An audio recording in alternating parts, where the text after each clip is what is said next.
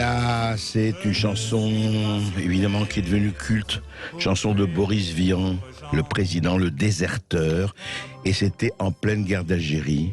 Cette chanson est sortie, ça avait provoqué, elle avait été censurée sur les ondes, ça avait provoqué énormément de polémiques parce que il prenait position contre la guerre et contre le fait d'y aller. Bon, tout cela, c'est du passé, effectivement, mais aujourd'hui, on sait qu'il y a eu plusieurs choses et on va juste rapidement, on va parler. On s'est rappelé quand même qu'il y a eu 200 000 Algériens qui avaient été recrutés avec l'armée française pendant la guerre d'Algérie, 200 000. Et au lendemain des accords d'Évian, consacrant la défaite française en Algérie, le gouvernement français a refusé le rapatriement massif de ces quelques 200 000 hommes. Seuls quelques 42 000 harkis, accompagnés parfois de leurs femmes et de leurs enfants, sont évacués en France. Quelques autres, quelques dizaines de milliers aussi rejoignent. En fait, en tout et pour tout, ça fait 80 000 personnes et donc 120 000 personnes ont dû rester en Algérie et il s'est passé quand même les massacres que l'on sait après l'indépendance, après 62. Et ils ont été laissés à leur sort. Et voilà pourquoi, effectivement, Emmanuel Macron a fait la réunion d'hier. Bonjour Abdelkader Mokhtari, bonjour Monsieur Mokhtari. Bonjour André Berkoff. Bonjour. Merci de m'accorder la parole. C'est pas souvent que nous pouvons nous exprimer. Donc je vous remercie. Mais je vous en prie. Je voudrais justement, et vous allez avoir tout à fait très largement le temps de vous exprimer, mais je voudrais que vous en écoutiez deux choses avec nous, avec les auditeurs de Sud Radio. D'abord, effectivement, hier, ce qu'a dit Emmanuel Macron. Au nom de la France, je dis aux harkis et à leurs enfants à voix haute et solennelle que la République a alors contracté à leur égard une dette. Aux combattants, je veux dire notre reconnaissance. Nous n'oublierons pas. Aux combattants abandonnés, à leurs familles qui ont subi les camps, la prison, le déni, je demande pardon. Alors, Emmanuel Macron demande pardon.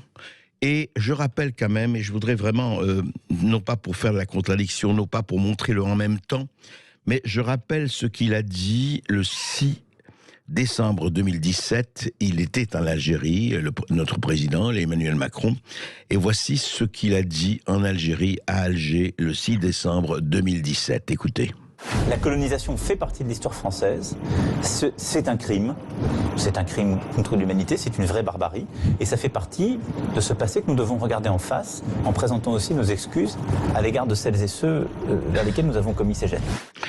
Alors, Monsieur Mokhtari, il demande pardon en Algérie, il demande pardon en France. Je ne sais pas, c'est très très bien ce qu'il a fait hier, bien sûr. Qui ne peut pas le pas approuver? Mais alors, j'aimerais avoir votre sentiment à ce sujet. Alors, je ne sais pas s'il a véritablement demandé pardon quand il avait fait cette déclaration en 2017, quand il s'était rendu en Algérie. C'était aussi au moment de la préparation de l'élection présidentielle. C'est vrai. Mais en tout cas... Non, il était déjà président, hein. Il était déjà président. Je ne sais pas. Oui, peut-être que je me trompe. Je pensais que c'était au moment. Ouais. Bon. C'est pas grave. Mais il avait effectivement parlé de crimes contre l'humanité qui se sont produits au moment de la colonisation. Hein. Je crois qu'il y a quand même une part de vérité. Certains historiens le nient pas. De 1830 jusqu'à 1962. Il y a eu quand même des choses terribles qui se sont produites en Algérie.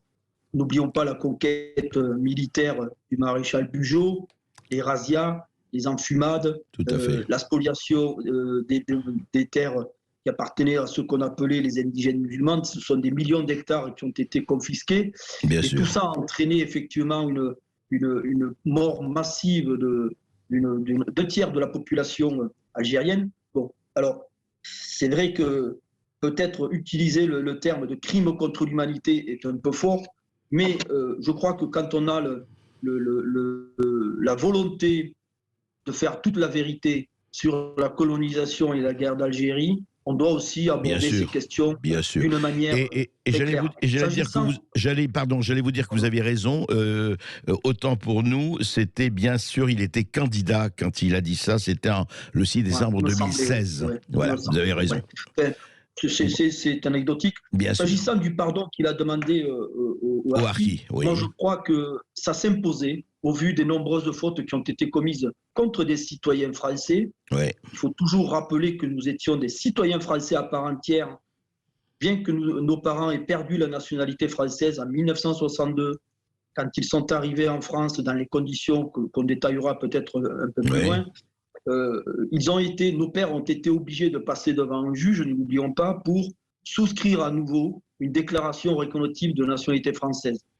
Et donc, ils sont devenus des citoyens à part entière, mais on les a exclus, on les a parqués dans des camps, des hameaux de forestage, et même dans des endroits, dans des quartiers en périphérie des grandes villes, où ils ont subi une véritable exclusion, une véritable réglementation d'exception.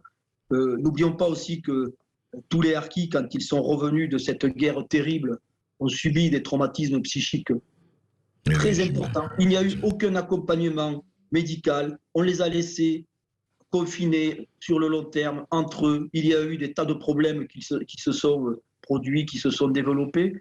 Et donc, effectivement, que le président Macron aujourd'hui demande pardon aux harkis, ça me semble une avancée considérable. Maintenant, ce pardon ne suffira pas pour l'apaisement des mémoires et la réconciliation dont le président lui-même nous parle tant. Oui. Il faut aussi derrière embrayer vers d'autres choses qui nous permettront effectivement de faire ce travail de deuil et effectivement de tourner la page, parce que ça fait 60 ans que la question harki perdure. Il faut qu'à un moment donné on puisse en sortir.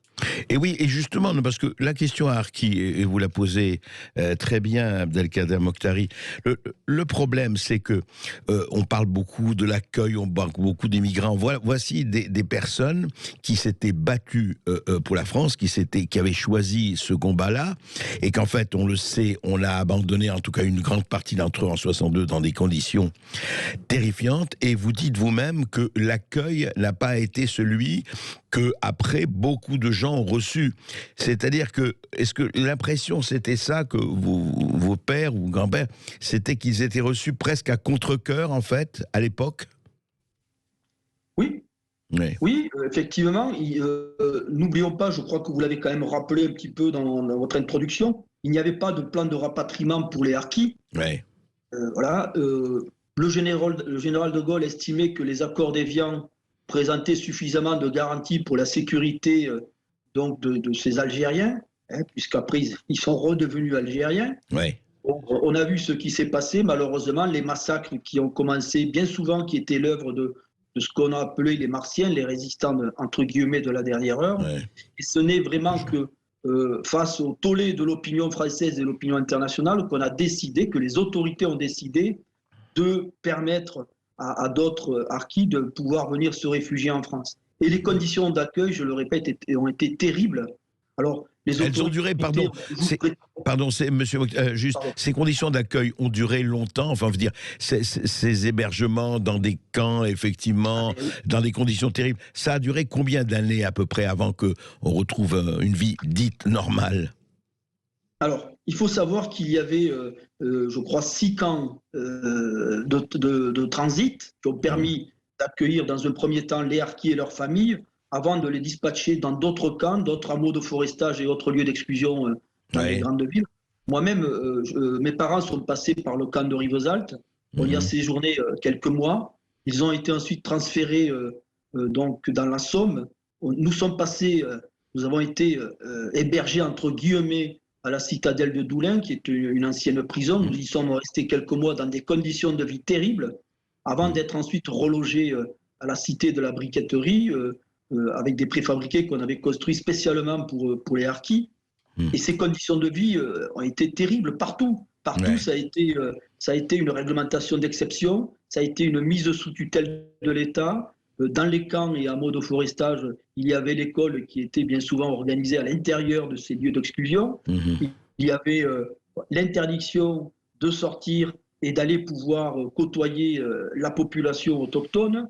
Voilà. Et donc, en plus, comme je vous l'ai expliqué, n'oublions pas qu'il y avait ce trauma psychique qui a été terrible pour les anciens harkis et qui a engendré de la violence entre harkis, et population immigrée algérienne, à l'intérieur des couples, et bien souvent le trauma aussi a été transmis à beaucoup d'enfants. Donc nous avons été très mal accueillis, et aujourd'hui encore nous pouvons voir les conséquences de cette exclusion, alors que nous étions, je le rappelle, des citoyens français à part entière.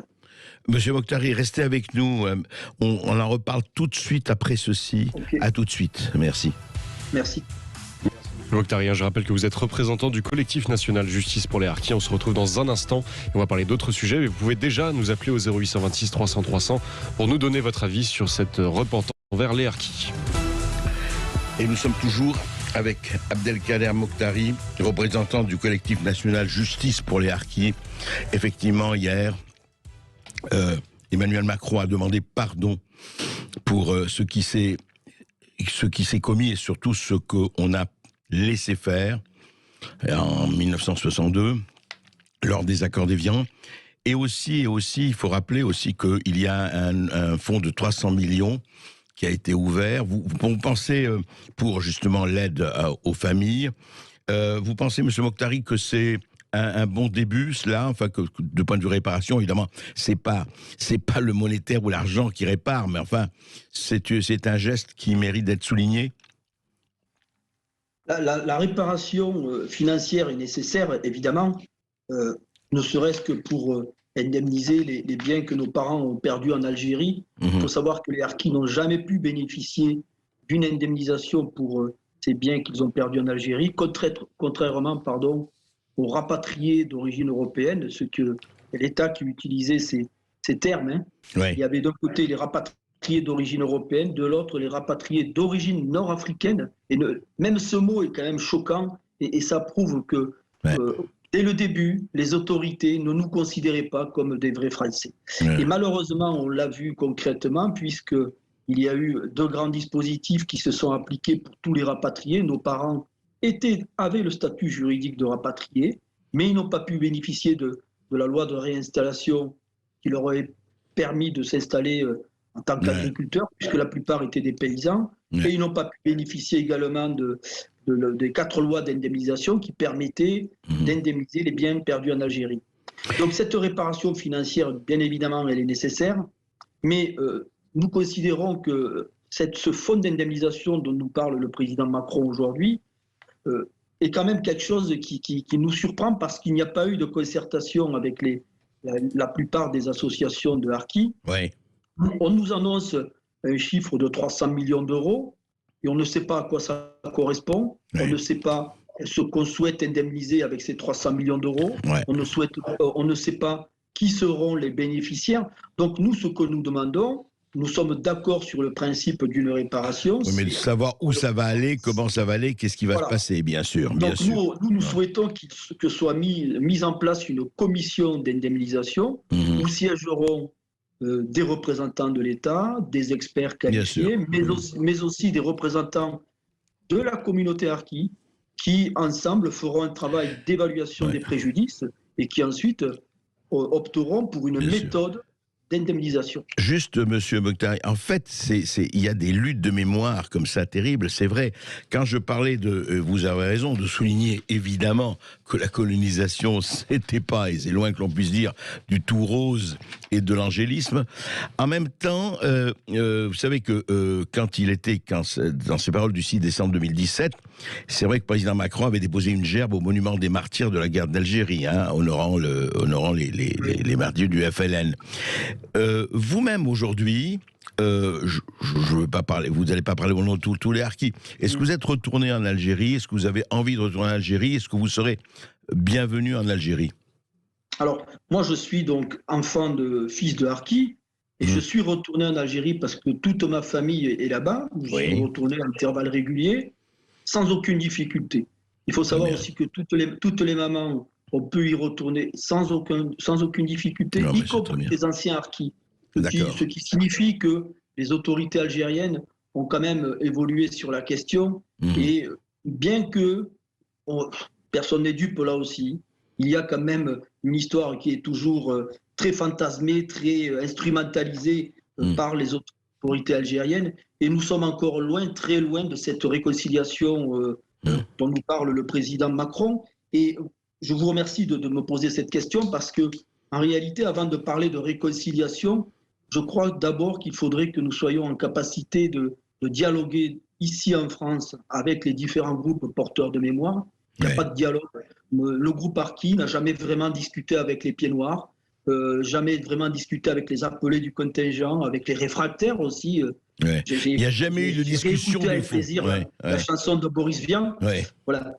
Donc, voilà, il faut d'abord, je crois, là aussi, prendre le temps de la discussion, parce que il y a des choses qui nous arrivent du plus haut sommet de l'État, mais et notamment appuyé aussi par certains historiens comme Benjamin Stora, qui a rendu un rapport qui a été très contesté par les Harkis et par d'autres groupes porteurs de mémoire. Mais je crois qu'il faut aussi prendre le temps d'écouter, et nous avons aussi, nous, des propositions à faire, et je crois qu'on doit d'abord aller vers ce que nous, on qualifie comme la convergence des mémoires, c'est-à-dire ce dialogue qui doit d'abord se faire ici en France entre les différents groupes porteurs de mémoire, et ensuite envisager une réconciliation avec le peuple algérien. Mais ça suppose aussi que les autorités algériennes puissent évoluer et puissent arrêter d'instrumentaliser cette histoire. Alors, au profit de l'un ou de l'autre, mais je crois que vous avez prononcé le mot essentiel, Abdelkader Mokhtari. Il est temps d'en finir avec la concurrence des mémoires et faire la convergence des mémoires. Vous venez de prononcer ce mot me paraît essentiel. Si on veut arriver par une solution par le haut, il faut d'abord se parler, tout mettre sur la table, ne pas choisir un camp contre l'autre. Et la mémoire, c'est ça. Merci beaucoup. Merci Abdelkader Mokhtari. Je voudrais juste dire un dernier mot, si vous le permettez. Allez-y, j'en prie. Alors, moi je veux quand même remercier Olivier Abel, qui est un philosophe de Montpellier, qui a beaucoup travaillé sur ces questions de pardon, qui est lui-même un disciple de Paul Ricoeur. Mais effectivement, on doit se servir de ses écrits, justement pour nous permettre d'aller vers cette réconciliation, vers cette convergence des mémoires, parce que comme il explique très bien, en réalité, si nous voulons parvenir à un dialogue entre les différents acteurs, il faut que nous acceptions la version de l'autre. Il ne faut pas chercher à modifier forcément les versions, mais acceptons les versions des uns et des autres et essayons de compléter cette histoire. C'est comme ça, je crois, que nous parviendrons à une véritable réconciliation. Eh bien, écoutez, on l'espère absolument. C'est le dialogue et le dialogue. Je vous remercie beaucoup pour le temps d'audience que vous avez accordé. Mais je vous en prie. Souvent que nous pouvons nous exprimer. Eh bien, écoutez, vous l'aurez encore. Et le dialogue, on l'ouvre à partir de 13h15 au 0826 300 300. Vous pouvez nous appeler pour la convergence des mémoires. Vous pouvez nous donner votre avis sur les propos d'Emmanuel Macron. Y a-t-il une contradiction dans le même temps sur la guerre d'Algérie? Et puis écoutez, on continue cette émission et vous nous appelez au 0826 300 300 sur Sud Radio.